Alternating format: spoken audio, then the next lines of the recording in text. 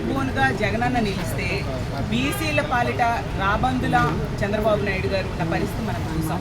బీసీల పాలిట ఆత్మబంధువుగా బీసీల బాంధవుడిగా జగనన్న నిలిచిన పరిస్థితి కూడా మనం చూసాం.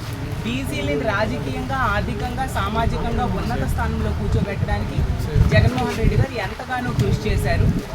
చంద్రబాబు నాయుడు గారు ప్రతి సందర్భంలో కూడా బీసీలను మోసం చేస్తూ, వంచిస్తూ ఉండే పరిస్థితి కూడా మనం చూస్తూ ఉన్నాం. ఎందుకంటే బీసీల రిజర్వేషన్ విషయంలో కొత్త డ్రామాకు తెరలేపారు. ఇంటి 34% రిజర్వేషన్ ఇస్తారంట. మరి అందులో స్పష్టంగా చెప్పాలి కదా, టోటల్ రిజర్వేషన్స్ 50% పెంచుతారా, పెంచకుండానే ఇలా 34% బీసీలకు ఇస్తారా, అది సాధ్యం అవుతుందా? అలాగే మిగతా కులాలకి తగ్గించకుండా బీసీలకు 34% ఇవ్వగలరా? ఇవన్నిటి మీద బీసీలకు, ఈ రాష్ట్ర ప్రజలకు స్పష్టత ఇవ్వాల్సిన బాధ్యత చంద్రబాబు నాయుడు గారికి ఉందా లేదా? అలాగే రాజీవ్ రంజన్ కమిషన్ అని వేయడం జరిగింది. దాని నివేదిక ఏమైంది? ఈ బీసీల రిజర్వేషన్స్ కోసం అది వేసామన్నారు కదా, ఆ నివేదికను ఏమూలకు నీళ్ళు పడేశారు. అలాగే బీసీల రిజర్వేషన్స్ కోసం చిత్తశుద్ధితో కృషి చేసింది ఎవరైనా ఉన్నారంటే అది మా అధ్యక్షులైన జగన్మోహన్ రెడ్డి గారు. జగనన్న ముఖ్యమంత్రిగా ఉండేటప్పుడు బీసీలకి 34% రిజర్వేషన్స్ కల్పించడానికి ఎంతగానో ప్రయత్నించారు.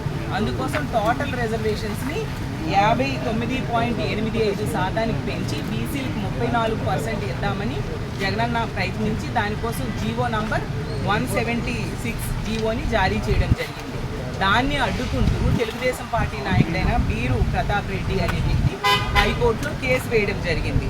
దాంతో కోర్టు 50% రిజర్వేషన్స్ కుదించాలనేసి తీర్పు ఇవ్వడం జరిగింది. ఆ తీర్పు ప్రకారం జగన్మోహన్ రెడ్డి గారు స్థానిక సంస్థల ఎన్నికలకు వెళ్ళడం జరిగింది. చంద్రబాబు నాయుడు గారు 2014 నుంచి 19 మధ్య స్థానిక సంస్థల ఎన్నికలు జరపని పరిస్థితి మనం చూసాం. దానివలన ఈ 34% రిజర్వేషన్ అమలు కాని పరిస్థితి కూడా మనందరం కూడా గమనించాలి. అలాగే తీసుకుంటే జగనన్న అక్కడ కోర్టు చెప్పడం వలన రిజర్వేషన్స్ తగ్గినా కూడా బీసీలకి పార్టీ పరంగా అన్ని రకాలుగా ఉన్నత స్థానంలో కూర్చోబెట్టారు. ఒక డిప్యూటీ సీఎం పదవిని బీసీ వ్యక్తికి 5 ఏళ్ళు ఇవ్వడం జరిగింది. అలాగే చంద్రబాబు నాయుడు గారు ఇన్నేళ్ళు ముఖ్యమంత్రిగా చేశారు కదా, ఎప్పుడైనా బీసీ వ్యక్తికి డిప్యూటీ సీఎం పదవి ఇచ్చారా అని నేను అడుగుతూ ఉన్నాను. అలాగే బీసీని స్పీకర్గా జగనన్న చేయడం జరిగింది. అలాగే తీసుకుంటే రాజ్యసభ ఎంపీలుగా 4 బీసీలకి జగనన్న అవకాశం కల్పించడం జరిగింది.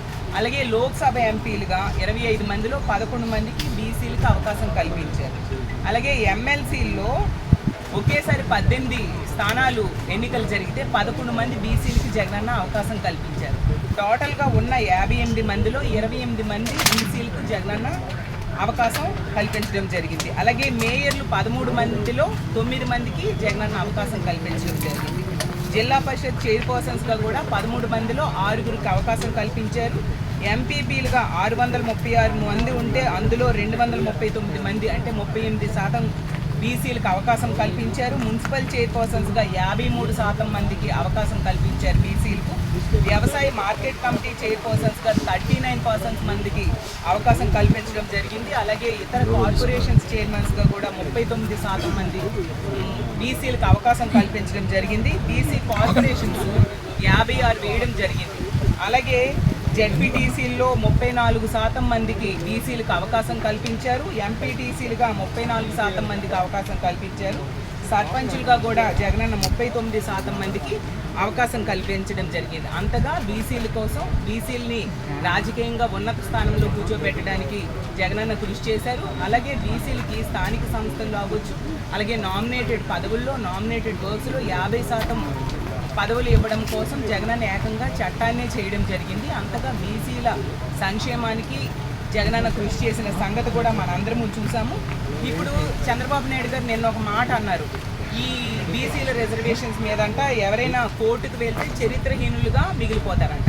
అంటే మీరు పెట్టిన రిజర్వేషన్స్ అనేవి కోర్టుకు వెళ్తే వీగిపోయి అంత బలహీనమైనవా నేను అడుగుతున్నాను. అంటే దాన్ని మీరు అంగీకరించినట్టుగా కదా చంద్రబాబు నాయుడు గారు అని మిమ్మల్ని అడుగుతూ ఉన్నాను. అసలు బీసీల విషయంలో ఎప్పుడూ చిత్తశుద్ధిగా చంద్రబాబు నాయుడు గారు వ్యవహరించలేదు. మీరు ఎన్నికల్లో హామీ ఇచ్చారు 34% స్థానిక సంస్థల్లో రిజర్వేషన్స్ ఇస్తామని మేనిఫెస్టోలోనే పెట్టడం జరిగింది. మరి ఇప్పుడు ఎన్నికలు వచ్చేసరికి ఈ విధంగా డ్రామాలకు తెరలేపడం ఎంతవరకు సమంజసమని మిమ్మల్ని అడుగుతున్నాను. మీరు కనుక ఈ 34% రిజర్వేషన్స్ అమలు చేయకపోతే బీసీలు మీ తాట తీయడానికి సిద్ధంగా ఉన్నారు, మీ అంతు చూడడానికి కూడా బీసీలు సిద్ధంగా ఉన్నారని తెలియజేస్తూ ఉన్నాను. అలాగే తీసుకుంటే బీసీలని ముందు నుంచి కూడా మహానేత రాజశేఖర రెడ్డి గారు అవ్వచ్చు, ఇప్పుడు జగనన్న ముఖ్యమంత్రిగా ఉండేప్పుడు అవ్వచ్చు, బీసీల కోసం ఎంతగానో కృషి చేయడం జరిగింది. ఆ రోజు వైఎస్ఆర్ గారు తీసుకుంటే బీసీల బిడ్డలు ఉన్నత చదువులు చదవడం కోసం ఫీజు రియంబర్స్మెంట్ పథకాన్ని ప్రవేశపెట్టి పేద బీసీ విద్యార్థులు ఉన్నత చదువులు చదువుకునే అవకాశాన్ని కల్పించారు. దాన్ని కంటిన్యూ చేశారు జగన్మోహన్ రెడ్డి గారు.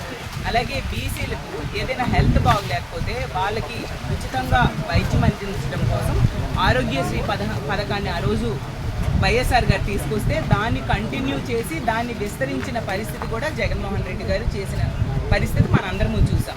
అలాగే బీసీలకు పదవులు ఇవ్వడమే కాకుండా బీసీల కోసం బీసీ సంక్షేమం కోసం ఎంతగానో జగన్మోహన్ రెడ్డి గారు కృషి చేసిన పరిస్థితి.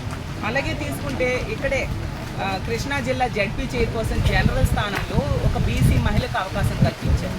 అలాగే విజయవాడ మేయర్ ఒక జనరల్ స్థానంలో ఒక బీసీ మహిళకు అవకాశం కల్పించడం జరిగింది. అలాగే బీసీలకే పరిమితమైన మైలవరం ఎమ్మెల్యే అలాగే నరసరావుపేట ఎంపీ సీట్లు కూడా 2024 ఎన్నికల్లో బీసీలకు జగనన్న కేటాయించడం జరిగింది. అలాగే శాశ్వత ప్రాతిపదికన బీసీ కమిషన్ కూడా జగనన్న ఏర్పాటు చేయడం జరిగింది. డైరెక్టరేట్ను కూడా జగనన్న ఏర్పాటు చేయడం జరిగింది. బీసీ ఆర్థిక సహకార సంస్థను కూడా జగనన్న ఏర్పాటు చేయడం జరిగింది. అలాగే బీసీలకి చట్టసభల్లో రిజర్వేషన్స్ కోసం ఎన్నో ఏళ్ళుగా ఉద్యమిస్తూ ఉంటే వాటన్నిటిని కూడా అతను ఇంప్లిమెంట్ చేయడానికి జగనన్న కృషి చేయడం జరిగింది.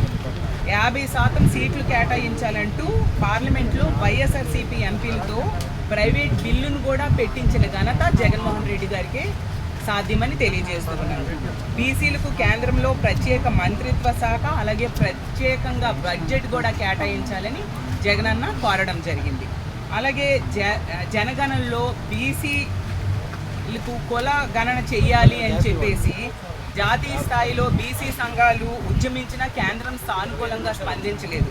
కానీ ఈ కుల గణన కోసం కేంద్రాన్ని కోరుతూ జగనన్న ఇక్కడ అసెంబ్లీలో తీర్మానం చేసి పంపించారు. అప్పుడు కేంద్రమేమో అందుకు సానుకూలంగా నిర్ణయాన్ని ప్రకటించిన విషయం కూడా మనందరం కూడా గమనించాలి. అలాగే నేతన్న నేస్తం తీసుకుంటే జగనన్న ఏడాదికి 24,000 ఇచ్చేవారు. ఇప్పుడు తీసుకుంటే మొదటి 2 ఏళ్ళు కూడా ఎగ్గొట్టడం జరిగింది. మొన్న కూడా చూసుకుంటే అరాకొరగా కేటాయింపులు చేసిన పరిస్థితి, చాలామందికి ఎగ్గొట్టిన పరిస్థితి కూడా ప్రభుత్వం చేసిన పరిస్థితి కూడా మనం చూసాం. అలాగే చేనేత కార్మికులకు పెన్షన్ 1000 చేస్తానని చివరిలో లబ్ధిదారులను కుదించేశారు చంద్రబాబు నాయుడు గారు. ఈ విధంగా బీసీలకు అన్ని రకాలుగా మోసం చేసిన వ్యక్తి ఎవరైనా ఉన్నారంటే చంద్రబాబు నాయుడు గారు, కూటమి ప్రభుత్వం అని తెలియజేస్తూ ఉన్నాను. ఆ రోజు నవరత్నాల్లో బీసీలకు డీబీటీ ద్వారా 1,22,451 కోట్ల రూపాయలు, నాన్ డీబీటీ ద్వారా 50,657 కోట్ల రూపాయలు, మొత్తం డీబీటీ నాన్ డీబీటీ ద్వారా 1,73,109 కోట్ల రూపాయలు ఇచ్చి బీసీ సంక్షేమంలో జగనన్న చరిత్ర సృష్టించారు. అంతగా జగనన్న బీసీ బాంధవుడుగా నిలిస్తే ఇప్పుడు బీసీలను నిట్ట నిలువుగా మోసం చేస్తూ చంద్రబాబు నాయుడు గారు బీసీల పాలిట రాబందువుగా ఈరోజు నిలుస్తూ మళ్ళీ బీసీలకు ఉద్ధరిస్తున్నట్టుగా కబుర్లు నిన్న శాసనసభలో చెప్పడం జరిగింది. దాన్ని చూసి బీసీలు అందరూ అనుకుంటూ ఉన్నారు దెయ్యాలు వేదాలు వల్లిస్తే ఇలాగే ఉంటుంది అనేసి. ఆ విధంగా చంద్రబాబు నాయుడు గారు చేస్తూ ఉన్నారు. మీరు చెప్పే అబద్ధాలు ప్రజలు ఎవరూ నమ్మరు. ఖచ్చితంగా మీరు ఈ 34% రిజర్వేషన్ ఎన్నికల్లో హామీ ఇచ్చారు, అది ఏ విధంగా ఇస్తారు అనేది స్పష్టత ఇవ్వాల్సిన అవసరం ఉంది. అది కనుక ఇవ్వకపోతే బీసీలు మీకు తగిన బుద్ధి చెప్పడానికి సిద్ధంగా ఉన్నారని తెలియజేస్తారు.